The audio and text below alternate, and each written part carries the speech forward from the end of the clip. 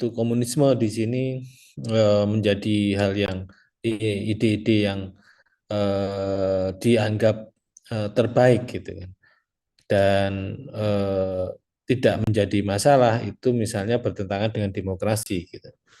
Nah, satu sisi eh, di kalau kita membelah dua, mendikotomikan kubu antara demokrasi dan komunis itu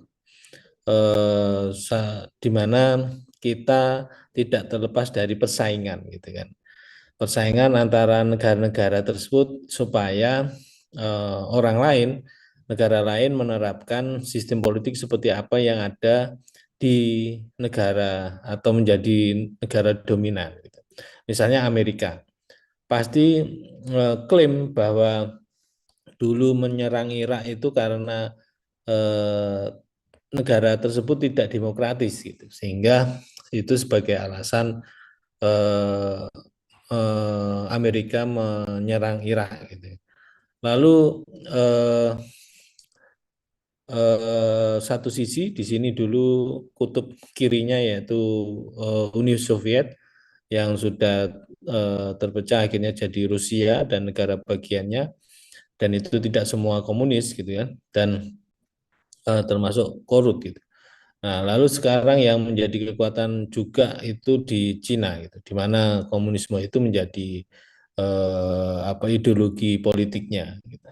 Nah, ini pasti semuanya menilai yang isme yang dipilihnya adalah yang terbaik, dan tujuannya semuanya adalah untuk mensejahterakan masyarakat gitu.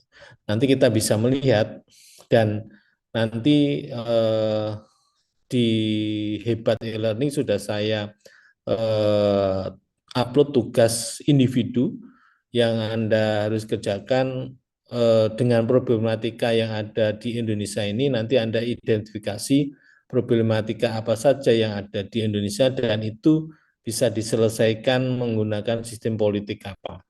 Gitu.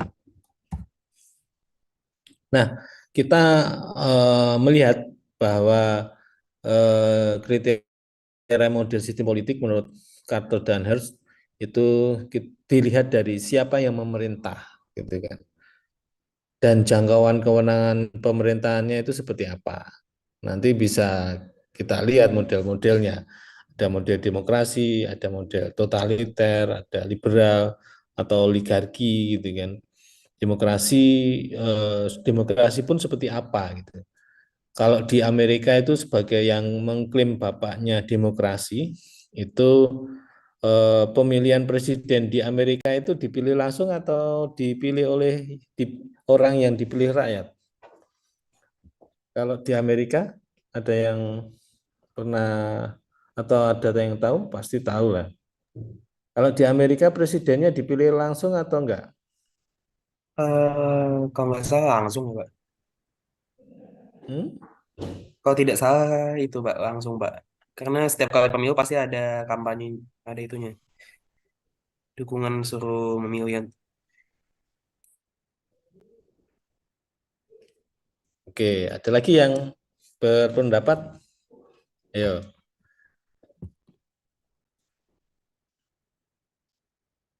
apakah sama seperti Indonesia gitu atau seperti apa?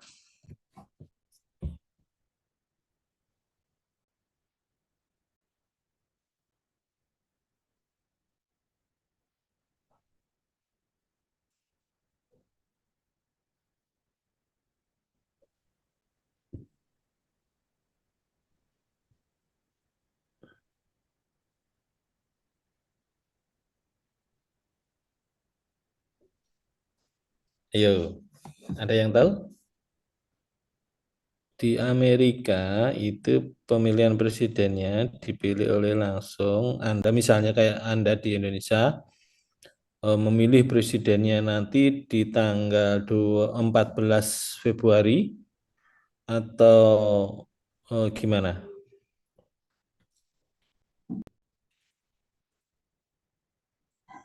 Kalau nggak salah per negara bagian enggak, Pak, di Amerika itu. Ya, ada negara bagiannya ya, negara Jadi bagian. 50 negara bagian. Ya, Nah, jadi per negara bagian yang kalau nggak salah negara bagiannya yang banyak yang menang. Jadi misal ada 12, kalau 6 negara kalau 7 negara bagiannya menang berarti itu menang suaranya berarti itu yang jadi. Kalau nggak salah. Nggak.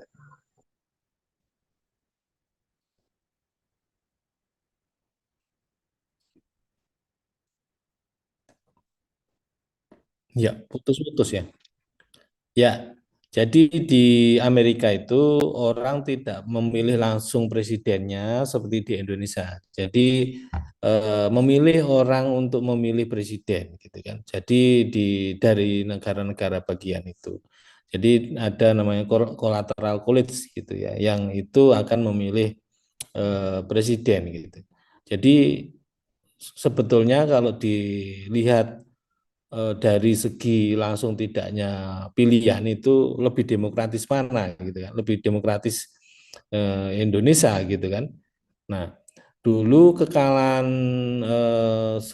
Hillary dengan Donald Trump ya, dengan Donald Trump itu karena merasa saya tidak bisa artinya suaranya mayoritas, tapi ketika konversi di distrik tadi itu suaranya kalah dengan votersnya menang untuk eh, Donald Trump gitu. Itu yang ya, tapi ya mereka menerima, artinya itu konsekuensi dari sistem politiknya, pemilunya mereka seperti itu.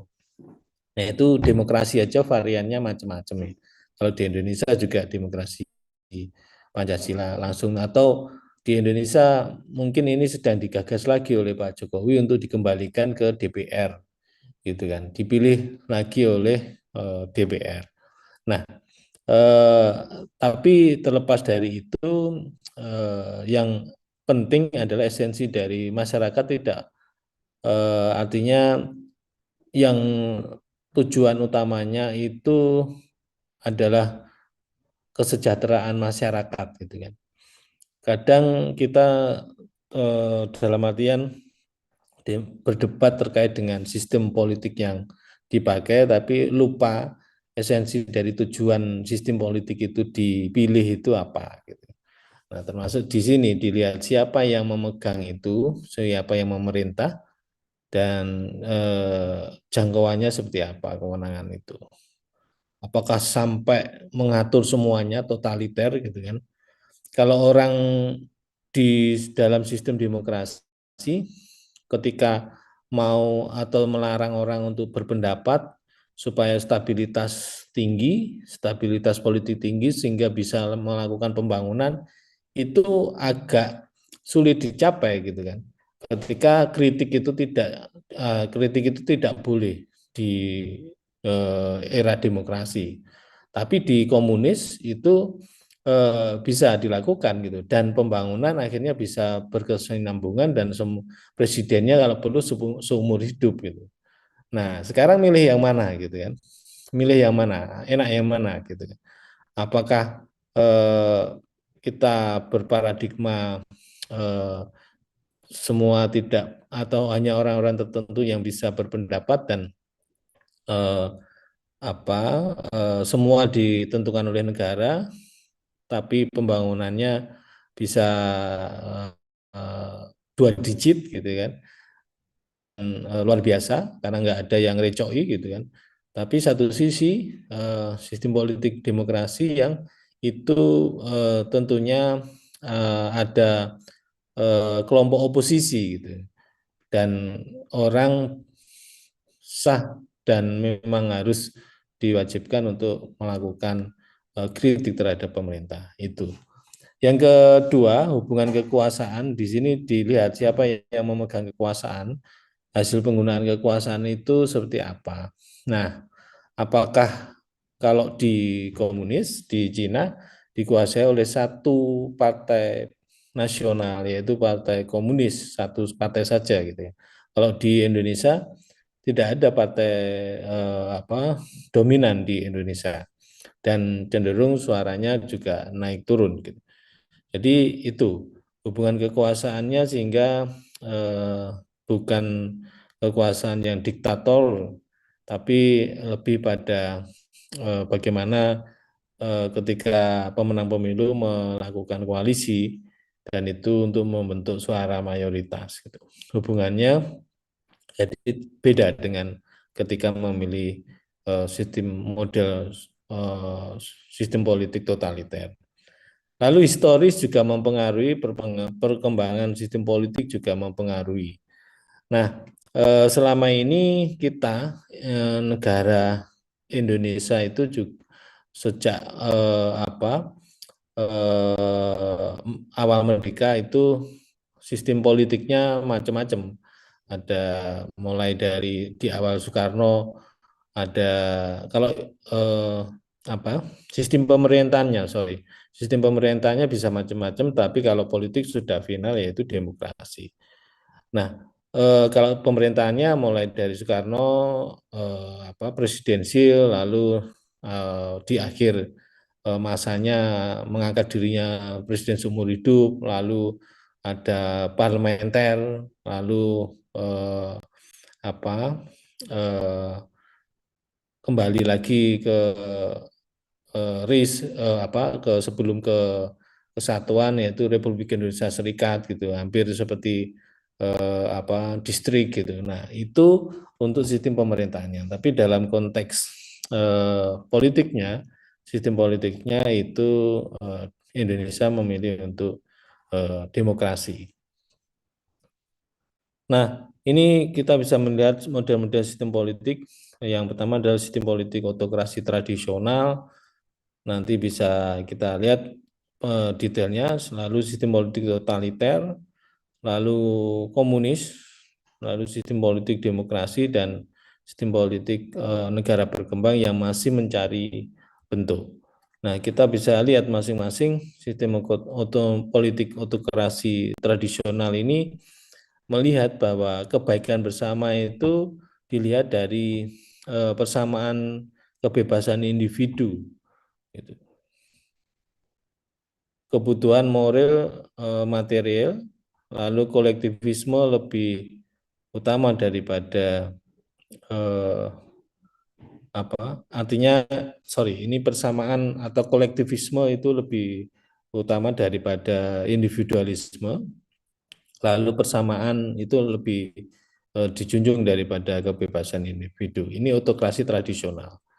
Nah, kalau melihat identitas bersamanya, ini masih mendasarkan pada primordial dari suku, bangsa, ras, dan agama. Nah, hubungan kekuasaannya ini masih bersifat pribadi seperti di Arab Saudi ya kerajaan, Korut itu Brunei, Zimbabwe yang ini masih berbau kerajaan dan keluarga raja yang nanti bisa diwarisi kekuasaannya. Kewenangannya berdasarkan tradisi keturunan dan hubungan ekonomi politik di sini ada gap yang lebar antara yang berkuasa dengan masyarakat. Gitu. Jadi cenderung di ekonomi dikuasai oleh elit penguasa. Nah, itu apakah dirasakan di Indonesia juga? Nanti kita melihat kita yang bagian mana gitu. Ini contohnya Korut, Arab Saudi, Brunei, dan Zimbabwe. Nah, kalau totaliter, ini pemerintah memainkan peranan yang sangat penuh, mengatur semuanya, konsensus total, negara harus membuat sepakat, semua harus sepakat, dan konflik total dengan musuh. Dalam artian setiap musuh dalam maupun luar negeri itu menjadi musuh bersama negara gitu. Dan di sini ada indoktrinasi, kekuasaannya bersifat paksaan. Jadi kalau di totaliter itu zamannya Hitler gitu kan, itu ya semua harus manut sesuai apa yang menjadi konsensus bersama. Di sini ada komunis dan fasis gitu. Nah, itu. Ngomong-ngomong Hitler, sudah ada yang ketemu kuburannya Hitler? Atau sudah ada yang berkunjung kuburannya Hitler? Nanti Anda bisa setelah kuliah ini bisa lihat gitu ya. Nah, ini ciri-cirinya. Satu, pengaturan masyarakat secara menyeluruh total atas dasar tertentu. Mulai dari A sampai Z ditentukan negara, tidak ada hak kepemilikan pribadi, atau seperti kayak di Indonesia berlomba-lomba memperkaya diri dengan menambah aset, baik itu tanah ataupun rumah gitu kan. Kalau di komunis nggak ada gitu, semua milik negara. Lalu kekuasaan dimonopoli ke kelompok kecil penguasa, ya penguasa satu partai dan ketua partai itu yang menjadi kendali dan itu sebagai presidennya gitu. Dan sistem mobilisasi massa semua ketika misalnya serang atau perang, kita harus perang gitu kan dengan negara A, itu semua harus mengikuti. Dan keempat, kepentingan individu di bawah kehendak dan kepastian partai tunggal. Kalau di Cina itu partai apa? Partai komunis, partai komunis. Sebetulnya Cina sebelum komunis itu ada partai nasional, yaitu nasionalis. Sebelumnya itu kekaisaran gitu. Jadi Cina tidak ujuk-ujuk setelah kekaisaran itu dikuasai oleh komunis. Cina Cina itu eh, di awalnya setelah kekaisaran itu sistem politiknya atau dia bercorak nasionalis gitu. Nah, itu yang akhirnya di pertentangan antara kemunculan partai komunis bisa menguasai dan akhirnya sampai sekarang dikuasai oleh partai komunis. Nah, ini kalau di komunis di sini pengaturan pemerintahan dan masyarakat secara totaliter dengan suatu kediktatoran yang mewakili kaum proletar gitu kan. Kaum pekerja. Di sini jadi ada perjuangan kelas di sini. Kelompok yang menguasai mode of production itu mulai dari tanah, kapital, alat produksi itu kaum borjuis. Dan satu sisi lawannya adalah kaum proletar. Itu yang mau diperjuangkan oleh Marx bahwa perjuangan kelas itu harus diwujudkan gitu kan. Nah, supaya kaum proletar tidak hanya menjadi buruh saja gitu kan. Harus juga menguasai mode of production itu. Kalau fasis di sini Cina, Vietnam, Korut, Albania, dan Kuba. Fasisme, pengaturan pemerintahan dan masyarakat secara totaliter dengan suatu kediktatoran tunggal yang sangat nasionalis, rasial, militeristik, dan imperialistik. Sehingga Hitler waktu berkuasa sangat rasialis, yaitu dengan membantai orang-orang Yahudi gitu kan, karena dinilai karena ras Arya lah yang dinilai ras yang terbaik. Apa doktrinasi Hitler itu seperti itu, sehingga ras Arya lah yang dinilai yang terbaik sampai yang menikah ya harus sama-sama ras Arya dan itu Yahudi itu dihilangkan, dihabiskan gitu kan, walaupun tidak habis penuh gitu kan. Nah itulah yang akhirnya kembali orang-orang Yahudi kembali ke Palestina gitu kan. Gitu. Nah di sini Jerman dengan Nazinya dan Italia dan Jepang. Tapi yang lebih kental yaitu di Jerman pada waktu Hitler. Nah, sedangkan komunis kita bisa melihat bahwa kebaikan bersamanya itu lebih melihat pada sama rata, sama rasa ekonominya, lalu sekularisme radikal. Di sini ada kolektivisme, jadi nggak ada ini urusan saya, ini kehendak saya gitu. Semua nggak ada, ini kolektivisme urusan negara. Gitu. Nggak ada kayak di Indonesia mau dibangun jalan itu yang malah justru dapat ganti untung gitu, bukan ganti rugi gitu kan. Tapi kalau di komunis nggak ada kepemimpinan apa? Tidak ada kepemimpinan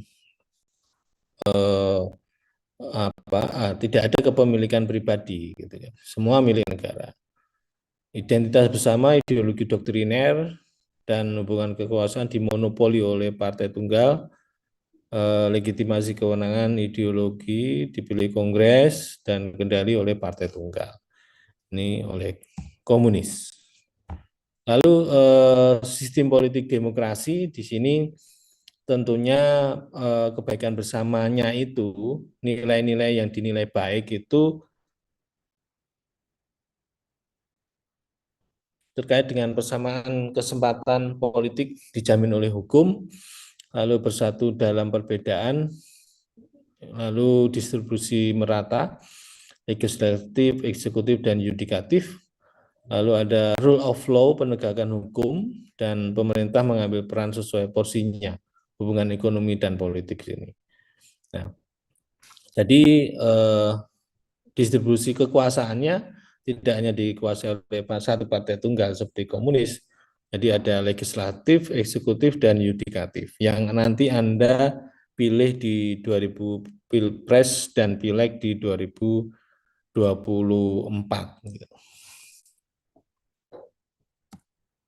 Nah, yang terakhir negara berkembang di sini masih mencari bentuk sistem politiknya seperti apa. Ada masalah struktural masyarakat yang majemuk, identitasnya dan cita-citanya itu seperti apa? Karena saya agak lupa kalau nggak di Pakistan itu di mana ya? Atau salah satu negara Afrika itu yang bahasa bahasa bahasanya macam-macam dan egonya macam-macam sehingga tidak punya bahasa kayak kita walaupun berbeda suku tapi bahasanya bahasa Indonesia. Nah, itu yang eh, akhirnya ketika dalam pemerintahan pun dalam bersurat itu juga bahasanya macam-macam. Bahasanya harus diterjemahkan ke bahasa A, ke B gitu. Itu salah satu negara yang memang tidak mempunyai bahasa persatuan gitu kan. Kalau di Indonesia kan di kita kan ada bahasa Indonesia dan masih kekuasaan prinsip berupa prinsip kewenangan dan legitimasi siapa yang memerintah di sini adalah koalisi partai politik dan basis kebutuhan material, ideologis, legal dan rasional. Ya masih mau ada pada politik tapi ini masih membentuk berusaha untuk membentuk sistem politik gitu. Terutama ini negara-negara yang baru ada dan atau negara yang konflik gitu. Jadi konflik maksudnya ketika kondisi negara yang biasanya misalnya atau mereka lalu masih belum stabil, ada konflik terus dan itu masih mencari sistem politik dari sistem politiknya apa. Termasuk sebetulnya di Indonesia, tapi walaupun Indonesia sudah final demokrasi, tapi variannya itu bisa macam-macam sebetulnya, dan itu sah gitu kan, sah untuk dalam artian variannya yang awalnya demokrasi tidak langsung lalu langsung lalu tidak langsung lalu kembali ke DPR lagi gitu kan. Atau mungkin seperti yang digagas Amin Rais pada waktu reformasi atau itu negara apa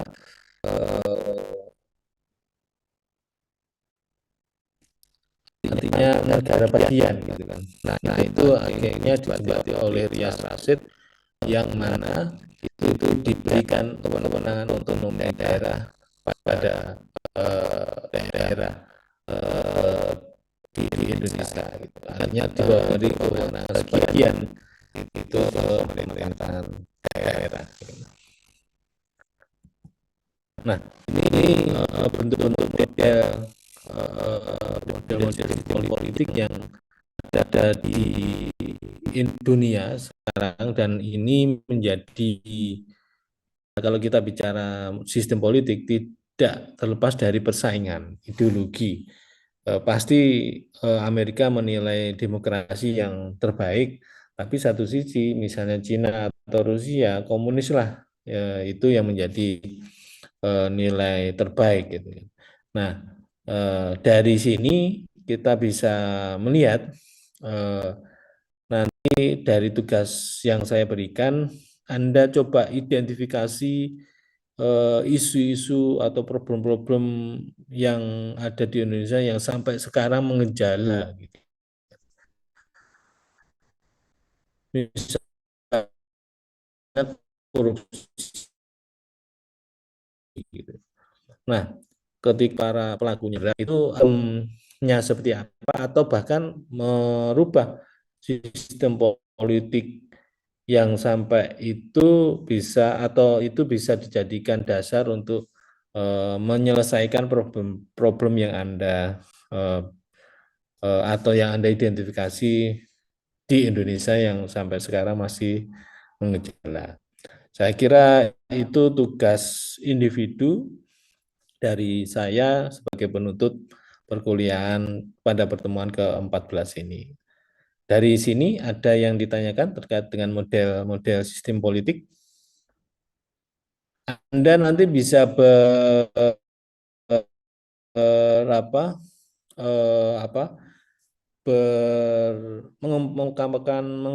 mengemukakan pemikiran Anda bahwa misalnya dengan problem yang ada di Indonesia, penyelesaiannya khususnya terkait dengan sistem politik harus seperti ini, gitu.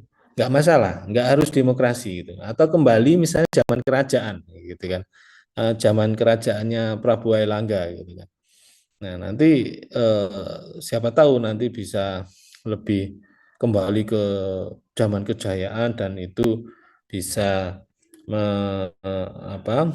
menerapkan seperti apa yang dilakukan oleh Patih Gajah Mada gitu. Gitu. Bebas, Anda bisa pilih dan kemukakan alasannya. Jadi itu, ada yang ditanyakan?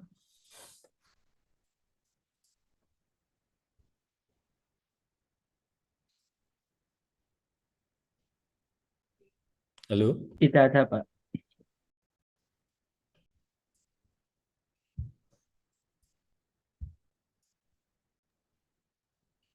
Oke. Kalau tidak ada, gimana? Ada?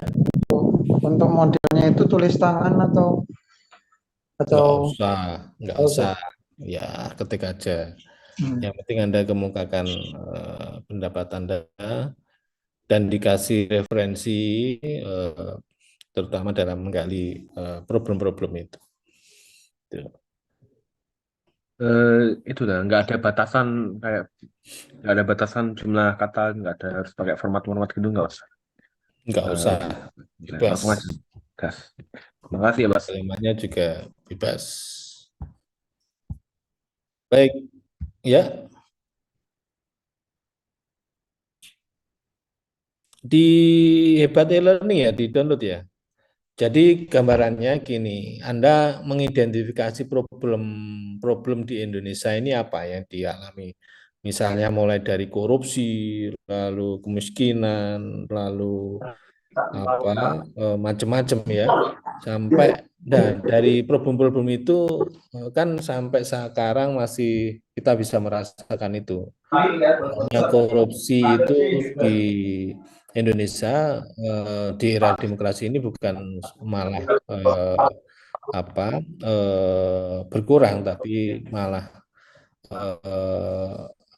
terbuka dan banyak, dan ketika kepala daerah memakai baju rompi orange malah nggak malu gitu kan.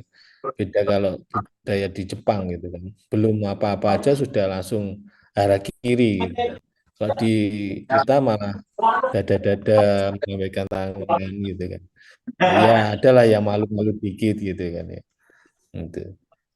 Jadi dari problem yang ada, Anda pilih salah satu sistem politik yang kira-kira bisa mengatasi itu.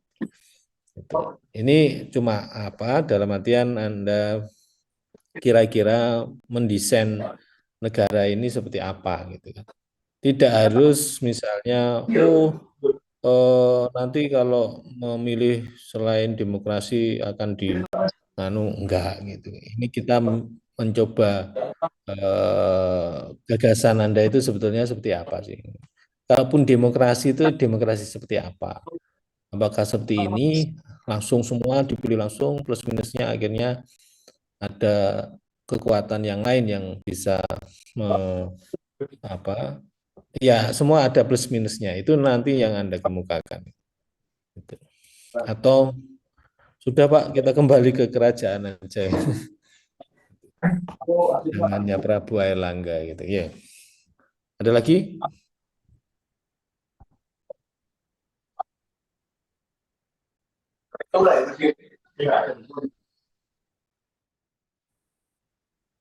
Oh gitu kah? Bentar nanti saya sebentar. Oh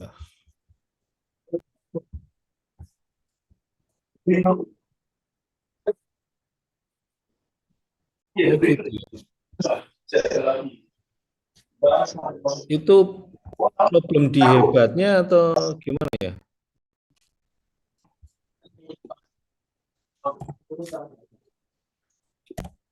Hebat dua itu memang yang muncul yang muncul itu ini mulai dari 13 ya. 13, 14 atau 12, mulai 12. Oh, ini nggak bisa dibuka ya. Iya lagi nganu ini.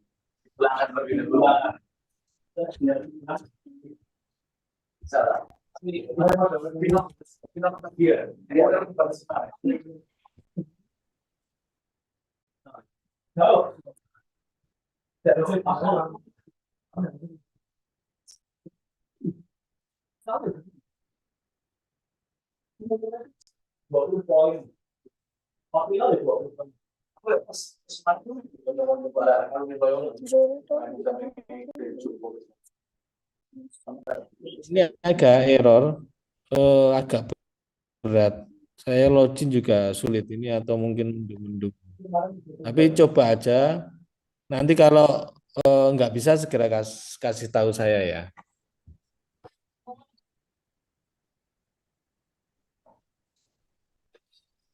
Kalau materinya Anda yang belum dapat materi untuk AS nanti biasanya sama kelas lain. Saya belum dapat infonya seperti apa, apakah multiple choice atau apa gitu atau seperti UTS kemarin kan multiple choice tapi di manual ya. Halo. Ya, itu karena problem hebatnya itu. Nanti di saya kabari kalau sudah dapat itu. Untuk materinya yang sudah dapat atau sampai materi mana yang keputus di hebat 2 ini. Nanti saya kirim di WA grup.